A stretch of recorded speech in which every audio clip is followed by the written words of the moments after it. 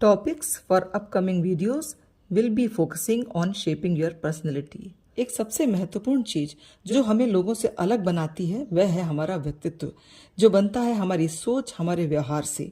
व्यक्तित्व कोई ऐसी वस्तु नहीं जो हमें नेचुरली मिलती है। व्यक्तित्व वो है जिसे हम बनाते हैं, खुद को बदल कर, सुधार कर और लगातार निखारने की कोशिश कर। आप कहीं भी जाएं, समाज में, किसी प्रोफेशन में या किन्हीं भी लोगों के बीच में, आपका व्यक्तित्व एक गहरी छाप लोगों पर छोड़ता है। तो ऐसी बहुत सी सिग्निफिकेंट और इनसिग्निफिकेंट बातें हैं जो कि आपके व्यक्तित्व को पूरी तरह बदल कर रख देती हैं। खुद को कितना जानते हैं आप? It's about knowing yourself. हम दूसरों के बारे में प्रायः कमेंट करते हैं, टिप्पणियां करते हैं। ये अच्छाइयाँ और गलतियां हमें अच्छी तरह से मालूम होती हैं, पर हम स्वयं को कितना जानते हैं? हमारी पहचान क्या है? हमारे उद्देश्य क्या हैं? हम उसके प्रति कितने जागरूक हैं?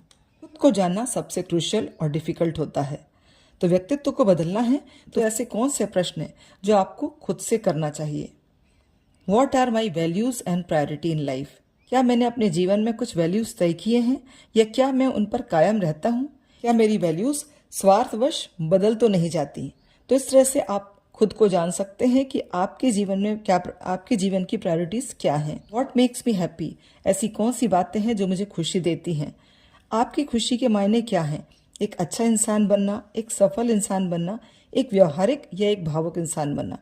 आप खुद को स्पष्ट करिए, क्योंकि यदि आप एक भावुक इंसान हैं, दूसरों के दुख को देखकर आप आहत होते हैं और आप द्रवित हो जाते हैं, तो इसमें कोई बुराई नहीं। वहीं यदि आप प्रैक्टिकल हैं और आप अपने आंसुओं पर, अपनी भावनाओं पर कंट्रोल रख सकते हैं, उसमें भी कोई बुराई नहीं। इस बात यही है कि आपको खुद को पहचानना है कि आप किस तरह के इंसान हैं। आपकी खुशी यदि सादगी में है तो आप जीने की राह सादगी पूर्ण ही रखिए। जरूरी नहीं कि आप दूसरों की तरह खुश होने की होड़ में लग जाएं। आप किन बातों को लेकर जीवन में आगे बढ़ना चाहते हैं? आपकी स्वयं से क्या उम्मीदें हैं? आप उन्हें पाने के लिए कितने ईमानदार बनकर कोशिश कर रहे हैं? यह स्ट्रेंथ एंड योर वीकनेस, यानी कि आपकी ताकत क्या है और आपकी कमियां क्या हैं।